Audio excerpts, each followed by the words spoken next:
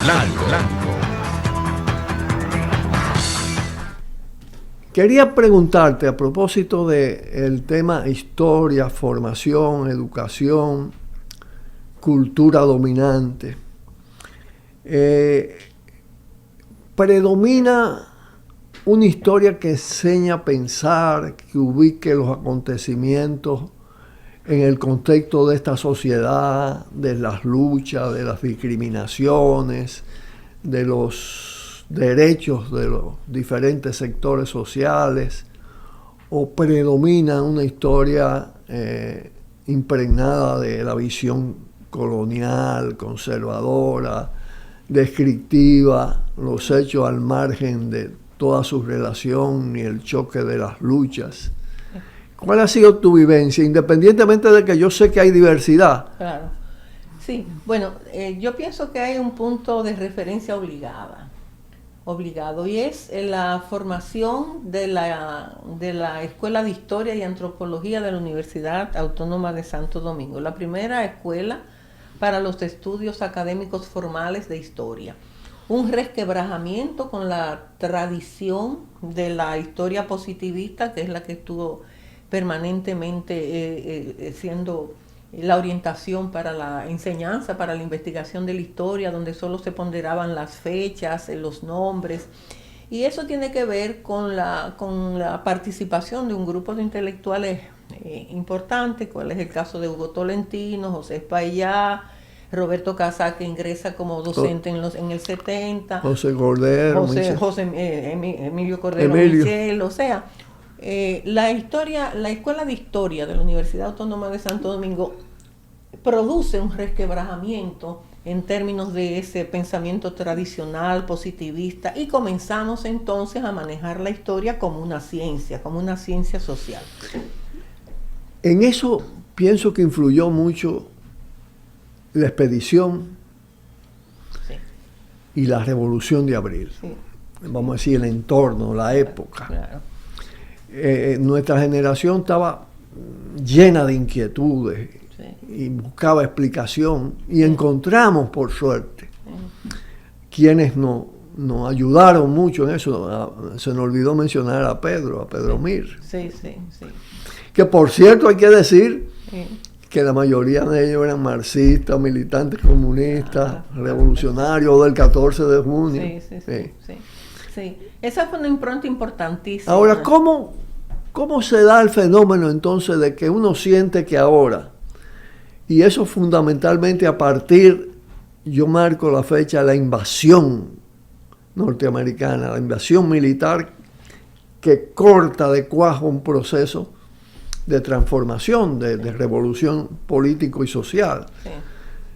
El predominio de lo conservador a los niveles en que lo estamos viviendo, sí, y el efecto sobre las nuevas generaciones. Sí. ¿Qué pasa ahí? Sí, bueno, antes de entrar a conversar sobre este particular, yo quiero hacer énfasis en el impacto que tuvo el movimiento renovador de la UAS. En la UAS, que es la consecuencia del enfrentamiento de los sectores retardatarios con los elementos del progreso, del desarrollo de la sociedad en sentido de progreso ascendente. O sea, el movimiento transformador universitario fue clave en eso, y esa pléyade de intelectuales que vienen de la lucha antitrujillista y todo eso van a crear van a producir un impacto.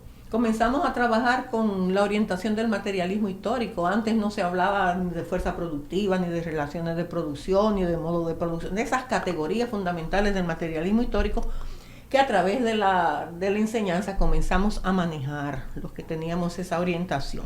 Lógicamente que había una tendencia a la resistencia de entender y de asimilar esa nueva corriente de pensamiento historiográfico que todavía naturalmente hasta nuestros días se manifiesta en menor proporción.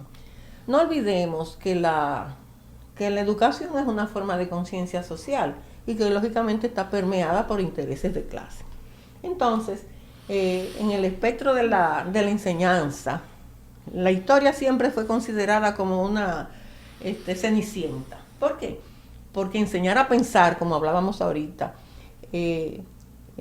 participar en la construcción de un pensamiento crítico hacer que el estudiante se sienta constructor de su propia historia y sujeto de la historia ha sido una labor ardua, porque parecería que la historia es algo que nos cuentan y no lo que estamos haciendo cotidianamente como seres sociales.